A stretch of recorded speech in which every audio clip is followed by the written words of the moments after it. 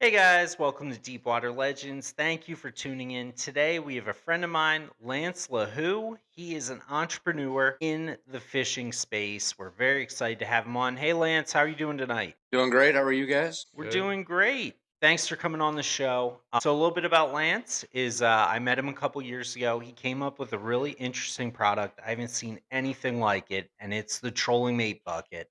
Since I've seen the product, I haven't left the dock without it once. Lance, you mind giving us some insight on the Trolling Mate bucket? Yeah, absolutely. Just tired of tangled lures on the way out to fish and then spend 15, 20 minutes untangling them.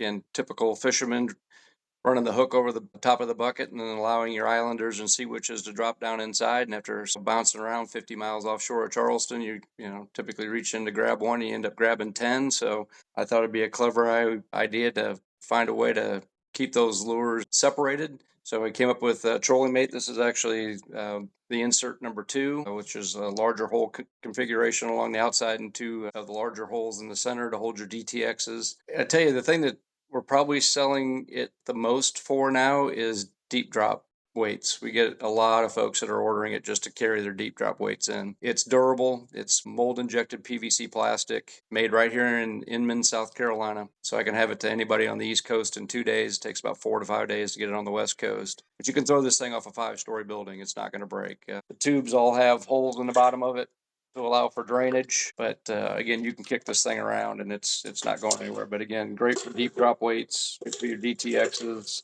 Reason for the bigger hole configuration actually started out with the guys on the up from where you're used to fishing at, Nate, and that the guys fishing the mojos looking for the rockfish. The first design we had has a lot smaller hole design, holds a lot more lures. Great for sea witches, islanders, cedar plugs, jigs. But the guys in the Upper East Coast were complaining they couldn't get their mojos in it, so hence the second design. But the second design again has been great for deep drop. And the other thing I like about it is I can actually stick it in a bucket of ice, and I can pre-rig my ballyhoo on my sea witches and my islanders, and I can drop them down in islander or ballyhoo first. So if I get a cutoff, I'm right back in the water. I can look down, see what color I want, which by the way, right now pink and white seems to be the hot color off Charleston. But pre-rigging our ballyhoo and dropping it in the insert with a little ice over top of it allows us to get a lure in the water. Instead of reaching in, grabbing the lure we want, and then rigging a ballyhoo, I'm pre-rigged, ready to go. Got two I know it designs. saved us a ton of time. I don't know about our listeners, but I know more often than not, a lure comes in, line's chafed or something, it just gets thrown in a bucket. Then a lure comes in, you want to change it out, it gets thrown in the same bucket. Before you know it, you got a tangled up mess of lines. And this bucket's been a game changer because it keeps everything separate. If you have something that's good, you can pop it back out, throw it back out. Before you're rigging, you do your rigging at home. You have everything in the bucket. You just clip your lines on, throw it out. I personally pack mine with ice as well, have the ballyhoo ready to go, throw it out there when I'm ready to go. And it's really been a game changer. I know the big ones for the DTXs keep those things secured and safe. They have some wicked hooks on those things. And the last thing we want to do is have someone hooked on the boat. We actually have a video of one of my friends up in New Jersey hooked on one, and it's terrible. We're cutting the barbs off and trying to get it out. And if I had one of those buckets, it would have been a game changer for it. Now, one of the things about Lance is aside from the Trolling Mate bucket, he has a bunch of other companies in the fishing space and Last Cast Charleston, a 47 Viking out of Charleston, South Carolina, and they run for trips all the time. We had his other captain that runs the boat with him, Chase, on here a couple episodes ago, guy, and some of the other companies Lance has is he has a clothing company called Coastal Apparel. You want to tell us a little bit about that, Lance? Yeah, so we thought it'd be kind of cool to take some of the fish that we've caught and design fish based on the looks of the from the colors of the fish that we caught. So, for instance, this is a sailfish that we actually caught. This is the photo that we took of the sailfish, and we were able to then print it right on a shirt. This is our wahoo shirt. Again, the image is taken right off one of the wahoo that we actually caught. And we have them in kid sizes from youth extra small all the way up to 3X. Here's our green mahi. We've all seen that color out in the water, as well as when we get them in the boat, they tend to turn that green. Also have the blue mahi. So again, just a mahi imprint, and this would be as you're holding the fish upright. And then we came up with some camos, and if you can, I don't know how tight you can get, but you can see those are actually sailfish, and then made a camo design out of moving sailfish. So we've got this is our black. I also have a blue background. But yeah, just thought it'd be cool to kind of mimic some of the fish that we catch offshore. There's such beautiful colors. I mean, even on this, we mimicked the polka dots that you see in the sail of the sailfish itself. But yeah, doing really well, especially by getting in front of people. You and I ran into one another down at the Mahi captain's meeting. And I think I sold 19 shirts that day. If I get in front of people and people see them, they absolutely love them. But Yeah, I yeah, know my son absolutely loves his. He got one this weekend. I don't think he's taken it off since. I had to tell him like, "Hey, Chase, you can't wear this to school every day. We'll get you more colors." got to He's wash got it the once in a while. sailfish camo one and absolutely loves it. And I think it's really getting him into fishing and getting fired up. A great option. I know it's got some ventilation on the sides, Yeah, so it vented doesn't get side. super hot. Like this one I'm wearing today. This thing is boiling hot. No, it's a real lightweight material. It's real stretchy. It's tight in the cuffs so that it's not constantly riding up. And the vented sides, it definitely, offshore, especially this summer when it gets really hot out there, especially the center console guys will love this shirt because it's very cool. For Yeah. So boats and you're seeing mine businesses, behind stuff me. like that, tournaments. Yeah, you see mine behind me. We got triple net on the back, so we can create an image. We do the line art as well. Send me a picture of the boat, not around any dock area, so we can kind of weed it out, and we can create team hoodies. We can do sweatshirts. We can do the fishing shirts. We can do cotton t-shirts. We also do the sticker decals. So there's anything in an apparel or anything to do with showing off your boat, we can certainly help you with. And that's And Coastal Apparel. probably one of my favorite companies that you started is Fish Flags USA. These flags are absolutely excellent. As you can see, this one on the table, we're going to fly this weekend when we're competing in the Mahi tournament. These ones behind us, they are just excellent. The material that they're made of is extremely durable. It's super high quality, unlike a lot of the other traditional flags. You guys make them in both like the traditional outlines on the flags as well as more realistic flags like the ones behind us. How did you come up with the idea and what was really your driving factor with that? I know you guys are fishing all the time offshore. Do you have any kind of special stories that make it hold deep to you or anything like that drove you to do it? It was just presentation. So Chase does a pretty good program of anytime somebody's got a first time catch with us, he was presenting them with the old traditional crappy nylon flag. And he would take a black magic marker and we'd write the boat name. He would sign it, I would sign it, the mates would sign it, and then we wrote the date and time that they caught that fish. And the marker would bleed. That nylon flag, the image is only imprinted on one side. They're very thin. It's just not a great presentation. So as we were starting to do the boat shirts, I got with the guy that makes my shirts. I'm like, listen, can you help me come up with a better presentation for a flag? And so we came up with this is micro twill. It will not hold water. You can hold my flag in a bucket of water for 5 hours and shake it off, and all the beads are going to shake off. It will not hold. I was worried about the outriggers having additional weight if it was raining, or God forbid they fly them while they're actually running, and any wind splash would get on it and make it real heavy. So they won't hold water. But again, they're double paneled, double sewn. They will last so much. Again, I tell people I'll probably put myself out of business because once you buy one of these flags, they're not gonna fall apart in 3 months like the traditional nylon flag, just waving in the wind. They start tattering at the end. I've had my American flag and my South Carolina flag on the back of the Viking now every day through I think two or three tropical storms and at least one hurricane, if not two, and they look great. They don't bleed. They're not tattering. The colors don't run. So just a really good high quality product. Now when we sign them, the markers don't bleed and it's just a really nice presentation to give to a customer. But they also fly well. They're a little heavier than the nylon, but we've got some tournament guys now that are flying them. Team Supreme down in Louisiana just won a tournament. They tagged us in a couple of their posts about their win. Fully spooled there in Charleston. They had a great day the other day. A bunch of sales. I think they may even had a blue marlin. They flew the flags, loved them. In fact, he just bought some more from me. Did some more of did some of the realistic flags. But yeah, just a good quality product, and I think it's a product that's going to last a lot longer than the traditional flag on the market. And they just look good. Happened to bump into one of the directors down at the Fort Lauderdale boat show who happened to be part of the White Marlin. And the two sisters up there were so impressed with the quality. I did this year the White Marlin and I also did the Big Rock flags. And I've got a couple other tournaments that potentially doing the Alice Kelly and the Pirates Cove. But most things that people notice is the quality of the flag. And then we didn't even talk about probably the coolest part of it. If you find one, send me your boat name or the transom, but we can actually put your boat name right on the flag. So that's a boat out of Florida. This is Sport and Life in Charleston. In fact, just before I did these sailfish flags for him, he actually ordered them on a Wednesday. Obviously, they didn't come in that quick. And then Saturday, they went out and set the South Carolina record. They had 23 sailfish releases that day. So I did a specialty flag for them. But kind of cool. We can actually, if you send me a picture of the transom of your boat, we match it exactly. So there's Sport and Life. And of course, we know this one, the old triple net.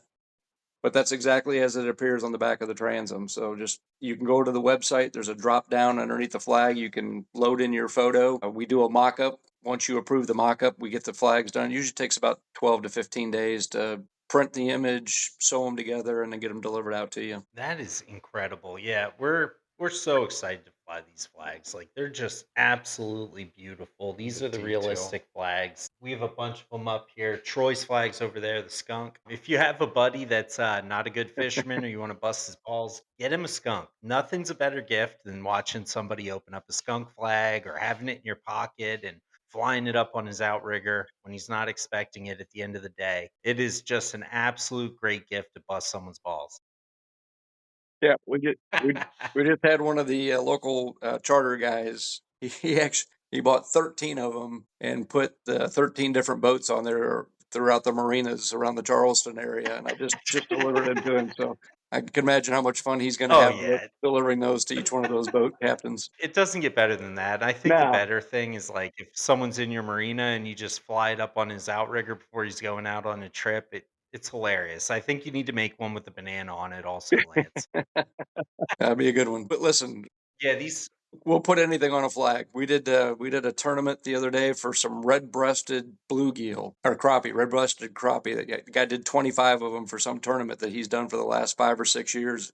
And these guys are all on John boats. I told him to make sure to get me a picture of all these John boats flying their red-breasted flags. So we'll put anything on a flag. you hear that middle America, you largemouth bass guys, find a way to fly some flags. Lance will make a largemouth bass flag for you. He'll make catfish flags, anything you wanna fly.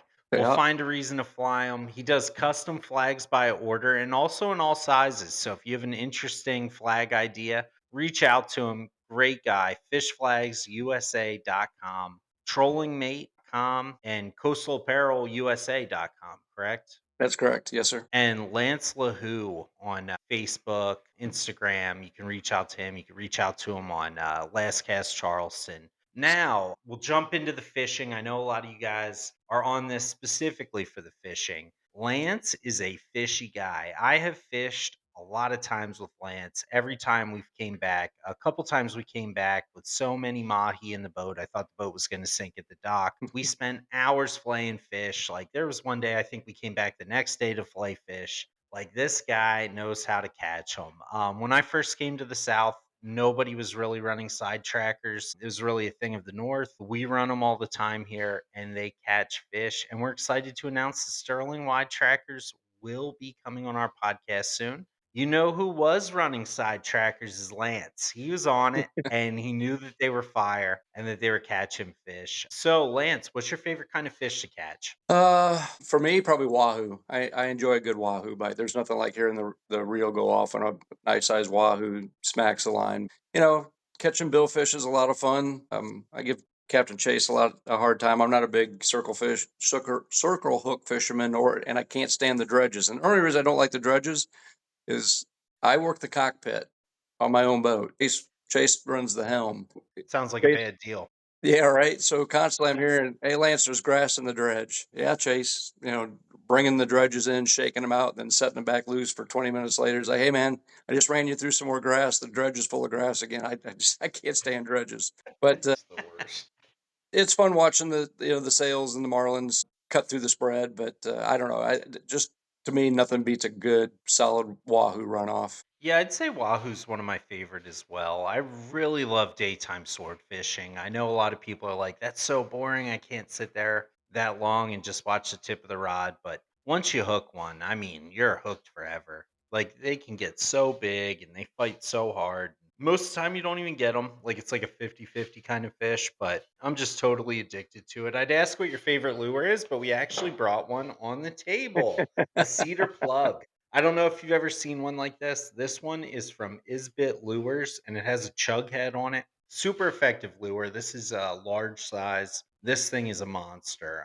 They make it in a bunch of different sizes, and this lure just kills as well. But I know you guys tear it up on cedar plugs, man. We just you can't beat a black cedar plug. And I don't the guy's down out of Cabo. He's got a huge following on Instagram and Facebook. But the other day he did one. He's had to rubber band the hook into it because it's gotten hit so many times. I commented, I said, imagine that, Chase. Another guy dragging a black cedar plug. We were dragging a black and green one for a long time, and to the point where they were splinters, and we couldn't find them anymore. And then found out they didn't even make the green and black anymore. So we just started buying the blue and white, scuffing them down. We started out painting them the green and black, and then we slowly just dropped the green and went straight black. And the black is just fire for us. So we keep probably 5 or 6 of them on the boat at any. And there's days we'll lose all 5 or 6 of them. But whether it's tuna, it's wahoo. We've even caught a sailfish on a cedar plug. That cedar plug is just, it's always out in the spread somewhere. Whether it's on the shotgun or it's one of the longs, we've always got a cedar plug in the spread.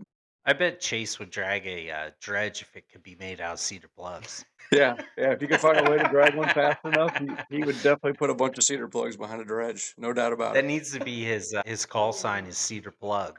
Yeah. Once you come back to Charleston area, Oh, Chase, you need man. to get a boat named Cedar Plug.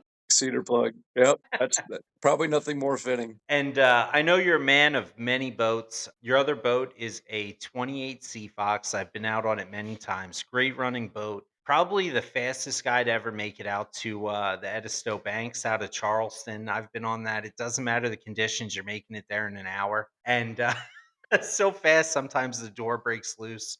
That boat's just phenomenal. We've had many hours and great times fishing on that for mahi, wahoo, blackfin tuna. What do you prefer? Do you prefer your center console or do you prefer your Viking? That's a tough one. Getting close to 60 with a bulge disc in my neck, and I have little feelings in my left fingers. I prefer the ride of the Viking, no doubt about it. Because once I get home for the day, I'm not tired. The Sea Fox tends to beat you up a little bit, but that's just true of any center console. But if it's a slick day, yeah, that boat will run 53, and they call me hammer down Lance, so I do tend to run a little bit harder than.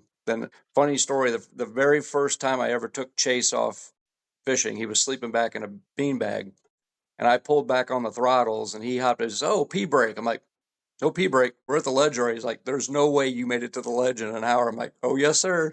I think that first day was really flat. I think we ran 53, 54 miles an hour, but he thought we were only about halfway and it was time for a P break, not realizing we'd run the full 50 miles and probably just add an hour.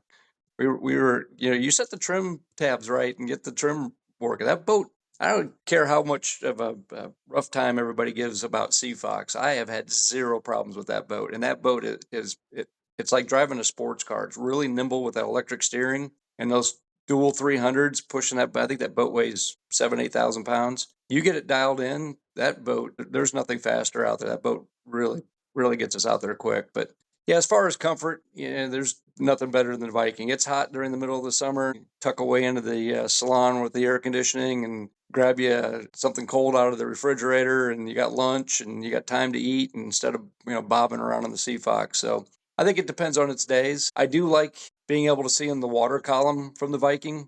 That's definitely a huge advantage that you don't realize coming off of a center console for as many years as I do, to watch a fish, come into the spread and bite one of your lures. You don't get that with the Sea Fox, but you get that all day long. In fact, I don't know, did you see I think I sent you that photo of the big marlin that Chase caught that actually smacked the mahi as they were reeling it in?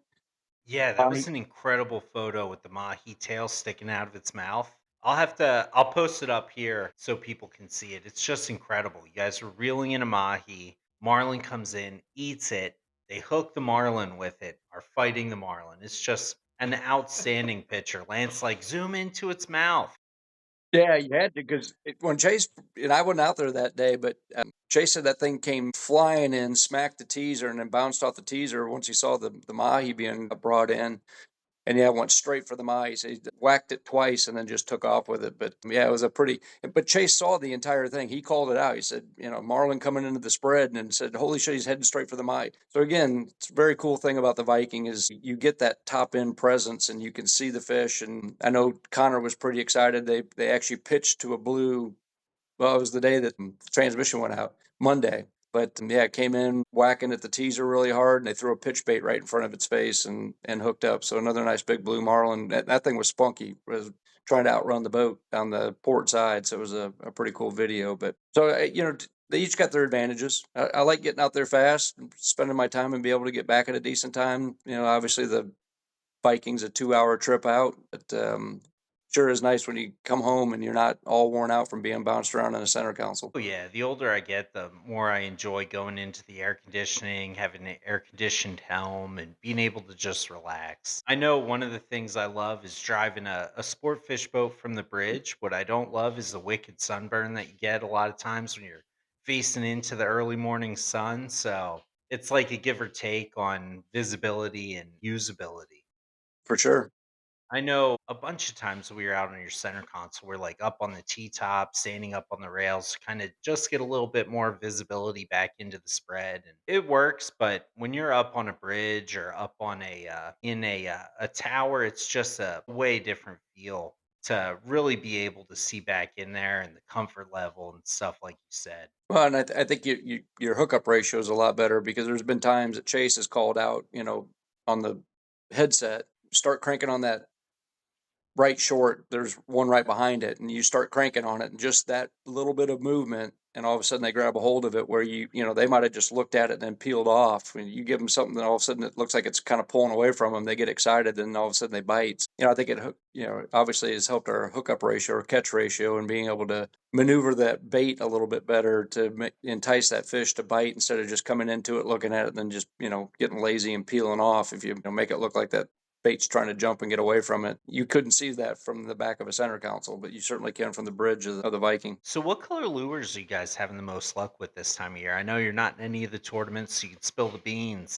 Pink and white. Everything has been really on pink and white this year. It's funny, in the 10 years I've been doing this, how every year it's a different color. One year it was nothing but rainbow, so I'd go into Hadrils and buy everything that had pink, blue, white, and it was pink, blue, white, and maybe a little purple in it. I'd buy every damn sea witch and every islander I could. And then the next year it was the blue and chartreuse. Bought every lure they had. And then the next year they didn't want to hit either one of them. Last year it was white. It seemed like we were getting a lot on the white sea witches and the black cedar plug. This year everything's been on pink, but again, the black cedar plug is still doing very well. But it seems like pink and white's pretty hot right now. Yeah, we have a lot of luck on pink down south. Also, I know up north it's a lot of purple and black, a lot of dark green, like zucchini stuff. Down here's a lot of pink. There's another color that's super hot for us this year. We're not going to spill the beans right now because we are in the tournament. But in another month, we're happy to spill the beans once the tournament's over and tell you guys what color that is and what lure we're catching them on. But the fishing here is super hot. The mahi are coming in like crazy. I know right now, I think leading the tournament is like a 34 pounder. 34.77 pounds. Yep. And so they're catching some decent fish. There's nothing that's unbeatable there currently. So hopefully we have some luck. I know we're praying to the weatherman for this weekend. It's looking rough as heck on Saturday. I think we're still going to send it no matter what, just because of our time constraints with work and stuff like that. So You might we'll want to check see that. if You might want. it's yeah, if it doesn't get any worse, we're gonna send it. If it does get worse, we're probably not. It is not looking good. It is not gonna be a day for side trackers. We will see. I My don't even. back is going to be on fire on Yeah, Sunday. I don't even know. But I'd push the Sunday's Viking. looking much better. Unfortunately, it is Mother's Day, and I'm not willing to take that fight on personally. So one of the things we want to talk about is you own a Viking. A lot of people dream about one day owning a Viking. Tell us a little bit about the maintenance with the Viking. I know you guys took on a big service this year. What kind of stuff did you run into? I know you're a very capable DIY guy, more than the average guy. I know it was a significant amount of money and time that you guys put into that. What did that entail? And tell us a little bit about your current struggle with the boat, just so people know that it's not just about purchasing the boat, it's about maintaining the boat, keeping it operational. Of course, there's slip fees, there's fees for daily running. Like it gets incredibly expensive fast. Yeah, and before I bought the boat, a good friend of mine said, the expense on that boat's going to be 4 times what the center console was, and He wasn't anywhere close. It's a lot more than 4 times. Obviously, fuel per gallon is a little bit cheaper, but the Sea Fox I could run offshore, run all day, run hard, as as we just discussed. And I might burn 140 gallons. The Viking burns almost consistently 300 to 325 gallons, and that's just a run to the ledge. If we push out deeper, like past the 226 hole, which this time of year or earlier, Chase certainly was. He had a couple days that were 380, 390. But whatever it costs you to operate a center console, add at least another zero, if not 2 zeros behind it, just to maintain the boat. And then insurance is extremely expensive. So, and again, I realize it's commercial, but to give you an example, my 28-foot Sea Fox, I think my insurance is $121 a month. The Viking is $14,000 a year, so it's a little over $1,000 a month for the Viking. Even dropping the commercial insurance, it's probably only going to drop down to about $9,000. So the second hardest thing is finding people to work on it. Some of that has to do with the size of our boat. We're not the biggest guys. As you walk down our dock, you see there's a lot of 60, 58, 63, 65. And, we were told without being told that, the problem with your 47 is your engine room's not walk around like everybody else's. So we got backburned. In fact, when we were told that we told them the 1,000-hour service was due, we kept being told, yeah, we'll get to you. And then we were finally told, well, you're next on the list. And literally the next day, they were on one of the tournament boats that hasn't even moved this year. But we did the 1,000-hour service probably 5 months ago, 6 months ago. We were begging them to come down and handle that 1,000-hour service for us. And then they end up going down to a tournament boat that hasn't even moved off the dock yet in 5 or 6 months. And now I understand they went out to sea trial and ended up losing a transmission themselves. So it's probably now going to sit another couple of months. But so we took on the 1,000-hour service ourselves, just in gaskets and seals. And again, I do have Man 800s, and they tend to be a little bit more expensive than the Cats or the Detroits. But it was almost $14,000 just in gaskets and seals. It didn't take long to start adding up. And then you take your coolers in to get them dipped. That was $5,000, and we had to have another part machine. That was $2,500. So yeah, it doesn't take very long, and suddenly the maintenance jumps up on you. So I was hopeful. The boat was bought with the intention of fishing it. As you know, I do fish quite a bit, and hoping that brings my fishing expense down to almost nothing. Let the clients pay for it through the charters. But truth be told, I lost a decent amount of money last year on 62 trips, and we lost better than $1,000 per trip by the time we paid out maintenance. And that also includes relining all the reels 2 or 3 times in the fishing season. We lost a couple of dredges, lost a ton of baits, of course, but lost several teasers to wahoo, lost them to barracudas, lost them to sailfish. So that's all inclusive. So that's not just boat maintenance, but as a charter business itself. And so then I started sitting down with other charter businesses, and they're like, "Oh, you thought you were going to make money in this industry? There is no such thing, and at least not doing them on a sporty." And that's why you just don't Yeah, see the many. only way to become a millionaire fishing is to start with 2 million. Or a billion. Yeah, or start with a billion and let it whittle down to a million.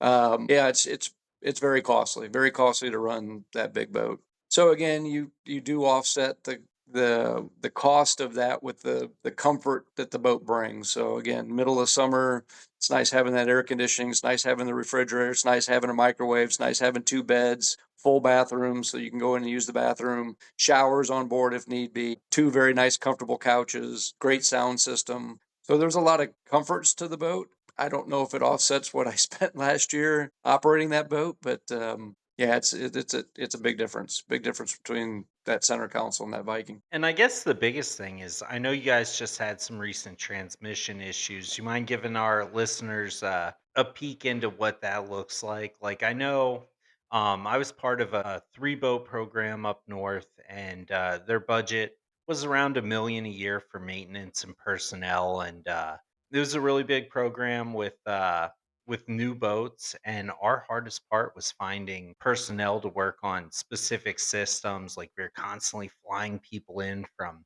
different areas and sometimes different countries to come fix certain items just because it's so specific on what they have to do. I know you guys just lost a transmission, and you guys are figuring it out, and it's a fresh issue that you just ran into 2 days ago. What kind of costs are you looking at incurring with that? All right, now the estimate on the table is 53,000. Bring them up, and again, the problem is the local guys, same guys that couldn't get to our 100-hour service or 1,000-hour service, are telling me they're 3 or 4 months booked out. And I don't want the boat to sit 3 or 4 months. As you know, I'm getting ready to head out of here in October for a real long trip. But so there were some guys down in Florida that were highly recommended. But just in their travel expense, they still charge you the same hourly rate. It's $194 an hour with two mechanics sitting in a truck driving from Florida up here. They charge you full retail, and then they charge you $3 a mile for every mile driven on their vehicle to get here. Just in travel expenses, almost $26,000 of that 53. So the rebuild itself is not really that expensive. It's getting somebody here to work on it.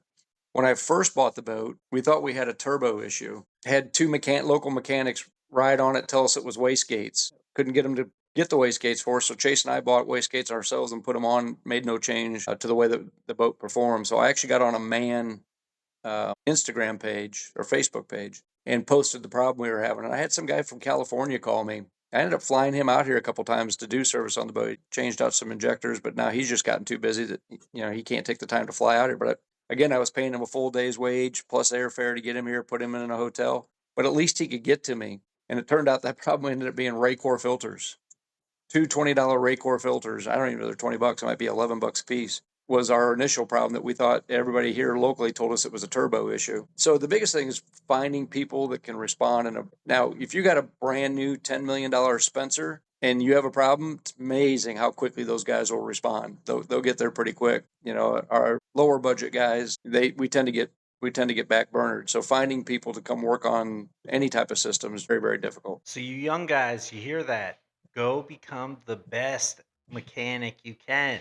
You can get flown out to these beautiful destinations to work on these boats and get paid an arm and a leg to For do sure. these services. You just have to be available and good. So, with that said, we're going to switch it up to something better. You have one hell of a trip planned coming up. I am jealous. You are going to go cruise the Caribbean and South America and all these great destinations for the next 2 years. How do you go about planning something like that? What are your top priorities when you're choosing where you're going, and what are you looking for? Like, I know you're leaving shortly after hurricane season. Where's your first stop? What are your thoughts going into it? What are you looking forward to the most? Just visiting the islands. This isn't really a fishing trip. There will be fishing involved. In fact, the more people that we've let know that this trip is happening, the more response I've gotten from current clients that fish with us regularly that, hey, when you're in Trinidad and Tobago, or I'm sorry, to start off with, we'll start through the Bahamas. We've got a couple guys that want to fish down through the Bahamas, but I'm actually probably going to skirt the Bahamas pretty quick. And then I'm going to probably spend a month down in Turks and Caicos. And then I've already paid for slips for December, January, and part of February in Dominican Republic. And that's been probably the hot spot of past clients wanting to come to. And there is so much written about Cap Cana and the fishery out of Dominican Republic last year. I think the Viking team down there, like it might have been 7 or 8 days in a row, had like 8 grand slams every day. So it's been becoming a very popular fishing destination. So we'll be down there December, January, part of February. And then from there, I'm going to head over to Puerto Rico. Really, Puerto Rico, it sounds like fishes the same waters that the Dominican Republic fish. So I'll probably use that more as just touring that island. And then I'm going to move over to the U.S. Virgin Islands and eventually over to the British Virgin Islands and then start turning south down through Antigua, Grenada, Trinidad and Tobago. And then the choice will be turn around and come back or bop across the top of South America, lock through the Panama Canal, and then come up the west side of Mexico and California and potentially sell the boat in California, grab an RV, and come back across country. That's awesome. So your ultimate destination is coming back to the Charleston area? Somewhere. I don't know if it'd be Charleston, maybe Atlanta, maybe South Hilton Head area. Don't have anything set in stone yet. How I might find an island down there we can't live without. May have to live down there for a little while. I really don't know. This is the planning that's gone into it is talking to previous boat captains that have made similar journeys and just talking to them. I am talking to a captain right now out of Venezuela that has done all of this. In fact, he's over in Spain right now. It's funny. He's in Spain on a boat out of Pirates Cove, out of Mentillo, North Carolina. He's running a boat for them, but they're pulling out, and he's looking for a next job. And somehow he got hooked into me and started calling me, and we've been talking quite a bit. So I may hire him through some of the islands that we're going to fishing wise. But yeah, just talking to previous captains, but the trip's really more about getting to know the islands. I spent 5 weeks down in the Dominican Republic last July, just Airbnb and resorting all across the country, and absolutely fell in love with just finding new destinations and anything in the Caribbean. So it's more about exploring the people and the islands than it is really about fishing. And there certainly can't be a more deserving guy. I know you paved your career in the body shop, working your butt off, and finally being able to relax, loosen the belt, and go enjoy the Caribbean islands sounds amazing. I mean, The look, only bad part about that is Atlanta does not have a beach, man. You gotta I land know. somewhere with water because once you're a boater and a fisherman, you can never not be. Definitely don't get a sailboat. I got kids and grandkids. No, we go by. We've got some friends that are sailboaters, and we always yell at them, "Get a motor, nerd." But I've got kids and grandkids up in Atlanta, so. But yeah, we'll probably get back here to the beach area and back to fishing and back to boating at some point. But yeah, this is just yeah, I spent a lot of time in the collision industry. I mean, look at me, I'm 36, and I look like I'm almost 60. That's a rough that's a rough industry now. So I am getting close to 60, and I want to try and get this out of the way before. And my parents are, going to be 80 here soon, and God forbid something should happen to them. So let's get this trip out of the way. I didn't want to be tied down to cruise schedules or airline schedules. So I thought, what better way to do it than take my own boat and get the trip out of the way, and then that way I can be back home. And I've got two teenage daughters. I'll be graduating soon, and get them through college, and then be able to be around home and say that I did the trip of a lifetime and help take care of others, especially as my parents begin to age. One place not to sleep on, specifically during hurricane season, is the Northeast Canyons, man. That place is just fire. I've spent 10 years fishing up off of New Jersey area, and it is just outstanding. Like their fishery, every time you turn around, it's better than the last. And I highly recommend it. Very safe area to spend. Now, during your trip, do you have any like bucket list fish that you're looking to catch that are out of the ordinary? Are you going after striped marlin? Are you going after anything specific? Is there anything that you're like, I have to have one of these before I call this trip off? No, I don't think so. Again, I really didn't plan this trip around it being overly fishing. I mean, yes, we're definitely going to fish it as we go, but it's really more about sightseeing the islands. Again, the cool thing that I found about the Dominican Republic is here it's a Caribbean island, but they've got a couple of mountains that actually hold snow during their winter. You don't think that in a Caribbean country, but the altitude change was pretty spectacular, and some of the waterfalls, and literally the downtown areas were so congested with mopeds that it's dangerous. I mean, nobody obeys traffic signals down there. They blow through traffic lights. They pass you on the left. They pass you on the right. But then you get up in the upper mountain areas and replace the mopeds with horses. And I'm not kidding you. There were more horses running through town and mules running through town than there were mopeds. So it was, again, just a crazy sight in a third world country that they have their means of transportation, and if it's not mopeds in the inner cities, they were riding horses and mules through some of the high regions. But yeah, I think it's just more about trying to see the Caribbean life, from a different angle, not flying in, and trying not to be a tourist. Try to be beyond of a tourist and see some of the areas that most people won't get to. Yeah, definitely want to fish some of them. I think striped marlin would definitely be a trophy fish if you're going to say anything. But, I think just the availability to see the amount of bites that they get down there in this sailfish and the blue marlin, I think that in itself will be incredible. I know guys see it in Cabo, they see it in Venezuela, but to be able to hop from island to island and say that you had you went 36 for 50 one day, that'd be pretty cool. Now, what are your plans for your companies while you're gone? Are you still keeping them operational? Are you planning on selling your companies or anything like that? No, Trolley Mate, as you know, I got to partner with Bill. The clothing and flag business, I hate to say, but I really only need somebody at this point to do shipping because I handle everything. Everything comes in through my cell phone. So whether it's through Instagram, Facebook, TikTok, Shopify, two of my shops, so the coastal apparel and the flag business, are run through Shopify. Bill wanted to go through GoDaddy for the trolling mate. But so much of it, it's getting images, it's doing a mock-up, and then sending it back to the owner, getting approval, and then sending it to the staff to get printed, sewn, and then shipped. So right now, everything comes to my doorstep. I unpack it, I repackage it, and then send it out to my customers. That's probably where I'll need the help, is just somebody. And my brother owns Shane's Baits. Again, we're kind of a fishing family. My nephew being a pro bass fisherman on the Bassmaster. His and I's seasons are almost opposite of one another. So the rig business does really well in October and November, and then shuts down in December. And then we all know the bill bite starts about now. And so right now, is my busiest time with the flag business. So I may turn it over to him. I've got 2 young daughters I originally talked to, but I think their interests are kind of dwindling. They're getting ready to head into college, and so, but we'll figure it out. But I'll definitely stay involved in it. I'm not going to just turn it over to somebody else. I want to make sure that things are being handled the way that they should. But we'll figure it out. But yeah, all 3 businesses will certainly continue to grow and prosper. And yeah, really looking forward to big things with fish flags, especially now that we're getting heavier into the tournament flags and people are starting to see the quality, and we're changing how people look at the old school sailfish and marlin image. And now, as Nate, above your head's my blue marlin. I just think that more realistic flag just has a much better presentation than the old school. So we're getting people. Most of my bait and tackle stores, I've got 12 now, I think, bait and tackle stores that carry my flags. Almost all of them are switching over to the more realistic look, and they're all branding their tackle stores on it. So just like we put the boat name on it, we also do tackle stores, and we brand it with the tackle store name on there. It keeps their customer coming back to them. I didn't bring one that's packaged.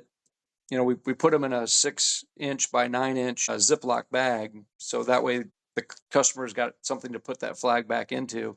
And then I got a cardboard header that says fish flags, just like the flag there in the middle. But I've got several of the bait and tackle stores that pay me extra, and we brand it with them. So we change out that cardboard header, and we put the tackle store logo on there. And that way, when it's hanging on their shelves, it's not fish flags. The only place you see fish flags is right on that sewn seam right here at the very top. But otherwise, here where this boat name is branded their bait and tackle store. And that's the idea, is to keep those customers coming back to them and, not coming to me. I'd rather the tackle stores they're the ones that are in front of the people every day. So I'd rather they got the opportunity to make that sale. Yeah, nothing makes me prouder than cruising back through the rivers and the marinas with a bunch of flags hanging, because you can't really hold up 10 mahi, but I can fly 10 mahi flags any day of the week. And it's just such a great feeling when people know, like, man, those guys went out and just killed it. Yep. Like, people are cheersing you from the waterfront restaurants and cheering you on. And it's just the best feeling in the world is to come back. You absolutely killed it offshore. Everybody knows that you killed it offshore. And Yep. you got tons of flags. Now, maybe it's different if you're going to get giant bluefin like 5 miles off the coast and you don't want people to know. But when the fishing's hot and you come back and you're like, man, we did a good job. And then everyone sees that. They're running out from their houses and they're like, holy smokes, these guys are nuts. Like, Yep. it doesn't beat it. Like, I know I used to fish with a guy from New Jersey, Stan. And we used to fly the flags on the outriggers from the canyons, 105 miles from the canyons, the whole way back. Like, You guys people were are calling excited. us on the radio, like 57 miles out. They're like, you guys smoked it. It's like, yeah, we did. That might be a little overzealous. Maybe wait till you get a little bit more inshore. But if you don't, these flags will hold up like nothing, man. These flags are good quality. You're going to really show it off. And I wish we had these flags back then, because these look excellent. Like the new style fish really show great detail. It looks like the exact real fish, and something you can be proud of. You spend a lot of money, a lot of time, a lot of effort going out there getting these things. You might as well fly these flags coming back, letting people know you went out and whacked them. And if you didn't, there's the one above Troy that you can fly to show them that you didn't whack them. And that flag's just as fun. Yep. I'm sure Lance can make one with the beer, like all we caught was a buzz. Yeah, we can make that as well. Maybe don't fly that one near game wardens. Yeah, I'll tell you, actually, the thing that's even better is to see the smile on the customer's face when we hand them one. When we've signed it, dated it, and we hand that off to, man, there is no better smile. And the amount of guys that I'll see at a gas pump, hey, we've fished with you guys, and I still got my flag. I put it in a frame, and it's hanging in my office. That's pretty cool. I mean, it's great for us fishermen to fly them. We all know internally It's our bragging right, how many marlin or how many mahi we caught that day. But to see a former client that's been on our boat and talk about the one thing they want to talk about is the flag that we presented them as that giveaway really means a lot. And again, we were loaded this year on charters. We were booked more than we probably needed to be. But I think a lot of it's just how great a job Chase takes care of the clients out there, and some of the extras that we do that show the client that we appreciate them being out there, and we know that they had a good time, and we reward them with that good time with a take home souvenir. And there's no better advertisement than a happy customer. And when they're showing off that flag in their office, that is a fish that they're super proud of, whether it's a first or a biggest or their most recent. And they're showing them, it's got your boat logo, name of the charter, phone number, stuff like that. Like, who are you going to book? Like, if my friends show me a flag of a marlin with a boat name on it, and he's like, this is what charter I caught it on, I'm going to them too. And such a small price for these charters to pay to offer it to their customers, even if you charge them extra for it. Like, I can promise you, I fish more than the regular guy. Caught pretty much everything that you can catch on the Northeast. If I was on a charter and I caught something cool and they offered me a flag, I'd still take it every day of the week. I don't Absolutely. care if it's an extra $50. Like, you bet your butt, I'm taking that flag Yeah. because I want to remember the time. I want to remember the crew I was with. I want to remember the charter. And it's just an excellent opportunity to go that little bit above and beyond that you just don't get on a normal charter trip where people just imagine like the old crusty charter captain that's bitter. And it's just like a fun way to remember it. And if it's your first, you can get a pink flag. You can jump off the dock with it, get your video, keep the flag. It's an excellent time. The videos make for excellent videos to be posted online, and people can really be proud. Like, it's hard to get out of the perspective of like, oh, we do this all the time and we come back with these fish, and it's like most people don't go out and catch marlin. Most people aren't catching mahi and giant bluefin tuna and swordfish and sailfish and stuff like that. And it's important to bring yourself down to earth when you're fishing with these kind of people, because it's quick to overlook something like that when it's like, hey, this is a core memory for these people. First is just like, hey, this is another amberjack to the boat. Like, some people have never seen like a 40-pound fish, let alone caught one. But people get excited about the barracuda. Oh yeah, And Chase is the best we at all catching those. we all know as guys out fishing, we hate catching those, but clients don't care. They're happy just reeling something in. It doesn't always have to be that fish of a lifetime. Just to them, it's just it's the drag going off and the reeling in of whatever fish it may be. Another one that's become very popular is we created a offshore slam flag. So it's got the white marlin, the blue marlin, and the sailfish. That's actually a tournament That is down in awesome. Cabo. Did a whole bunch of them as well, but a lot of the bait and tackle stores are starting to load up on the slam flags. And I also have a inshore slam that's a trout, a redfish, and a flounder. So the slam flags do very well for us as well. You got to make one Great for these client guys in giveaways. like the Big Rock. You got to make one for the guys in like the Big Rock and the White Marlin Open with like a big thumbs up on it, like potential winner. Like, we're coming in to weigh something big. So that way, when Yeah. people are looking on the live on Facebook and Instagram and stuff, they're like, okay, I'm tuning into this sucker. See it coming in from 10 miles away. This is worthy of watching.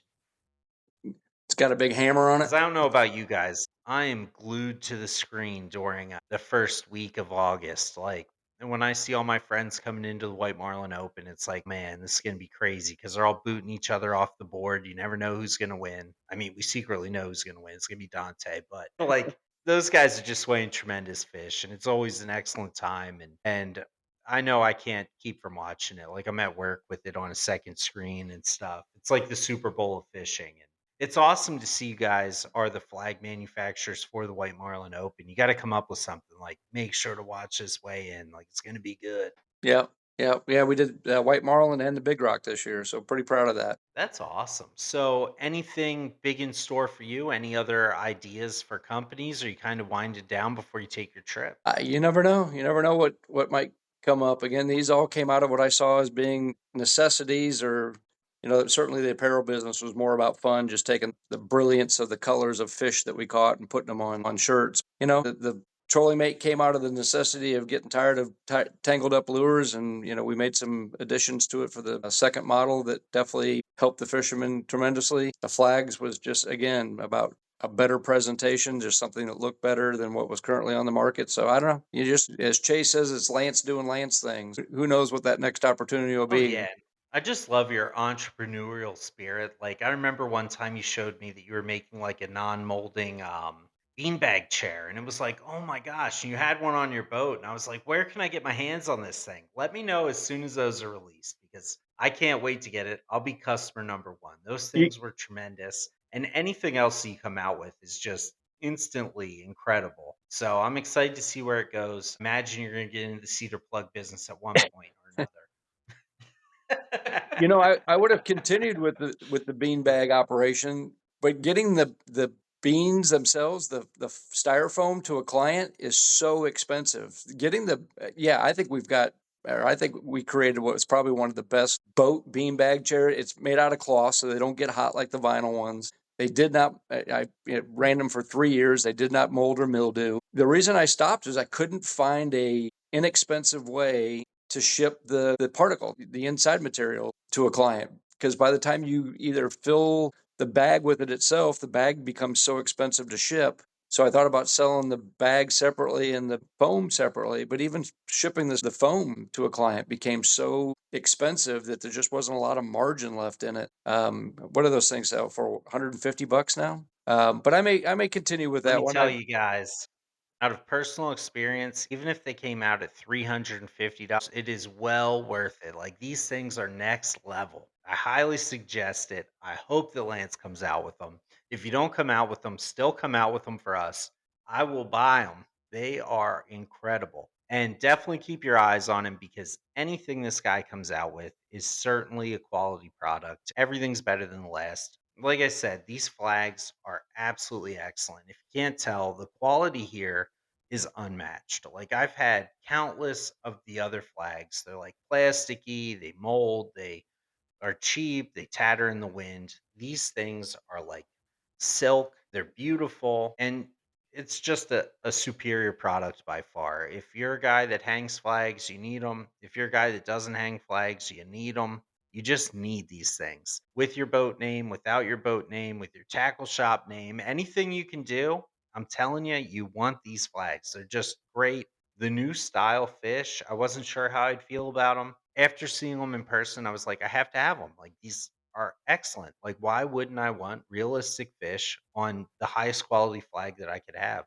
And I can tell you when I go to get a new American flag for my house, the first person I'm reaching out to is Lance. When I want a new flag for Deepwater Legends, the first person I'm reaching out to is Lance. Like these flags are just incredible. And he really struck a great point. I didn't think that I would need new flags. I do.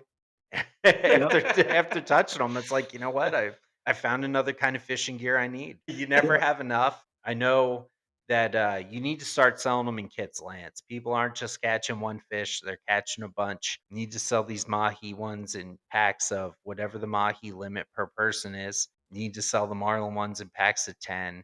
Boat flags, like where someone can go on and buy a whole kit. Like, hey, I want to outfit my boat in flags after watching this show. Where can I buy the whole kit for what region I'm in?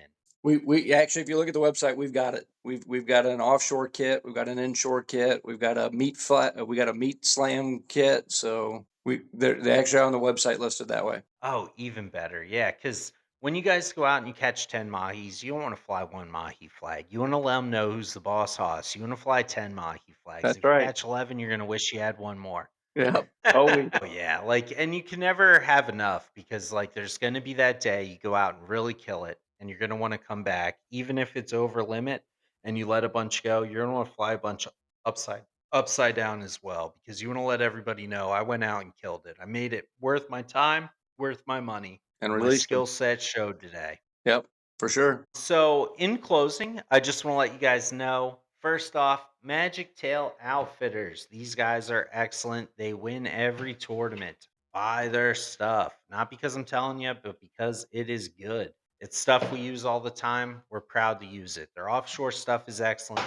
Their inshore stuff is excellent. They have stuff for tog. They have stuff for stripers. They have stuff for amberjacks. They have stuff for sheep's head, redfish. They got stuff for tuna, mahi, wahoo, anything you could catch. These guys have it, and their rods are second to none. Also, Lance, thank you for coming on. You can get Lance's fine products at fishflagsusa.com, coastalapparelusa.com, and trollingmate.com. Like I said, the Trolling Mate is the product that you didn't know that you need. As soon as you watch this or hear this, look it up. You need it. That thing is incredible. We use it for vertical jigs all the time. We use it for Who Magics, Joe Shoot Lures, our Sea Witches all the time. It works for cedar plugs. The Nomad one is incredible. It can work for nomads. It can work for deep drop weights. It works for absolutely everything, and it keeps it from being that tangled mess. It's already a pain in the ass when you get home. You have to clean the boat, wash the gear, and all that stuff. The last thing you want to do is spend an hour and a half untangling lures and untying knots and realizing hooks are rusted when you can just have it in a bucket that you hose off and it's good to go. It has hook holders in it, holds them separate. It's an absolute excellent product that we do not leave the dock without. And thank you for coming on, Lance. We appreciate it. Do you have anything to say in closing? No, I really appreciate you reaching out to me and having me on. Always a great opportunity to speak with you and talk about fishing. And hopefully we get the boat fixed and get back in the water here soon. Finish up our what'll probably be a little bit of our remaining charter season, even though we'll probably be out chasing the blues and the sails into June and July. I wish you guys continued success, and I hope you guys kill it in the Mahi tournament. Looking forward to that. Thank you very much. And it's always a pleasure talking with you. I look forward to seeing you down at the dock. Hopefully, your boat stuff comes to an end here quickly. You guys are Yeah. back on the water. Luckily, you have a backup boat. I know you're going to try to switch some charters over to it. If you have any open dates, Triple Net, Last Cast Charleston also has a beautiful center console boat. You want to book with these guys before Captain Chase leaves. He's an incredible time. He did an episode here. You can look it up. It's like 5 episodes ago. You want to fish with him. If he has available trips and available times, don't miss your chance to fish with it. And I'm telling you, you won't be sorry. These guys are an excellent time. They play great music. They drive really fast. You'll be out there in no time, Yeah. especially if Lance is on the boat. And Yes. you'll catch fish more than anything. These guys are absolute slayers, pleasures to be around, and excellent guys out on the water. Be safe on your trip, Lance. If any of you guys see Lance during his trips and you happen to be cruising through the islands, make sure to say what's up. Make sure to check out fishflagsusa.com. I'm telling you, you need this thing. Trollingmate.com. These products are awesome. Thank you for coming on. Have a good night. Thank you, sir.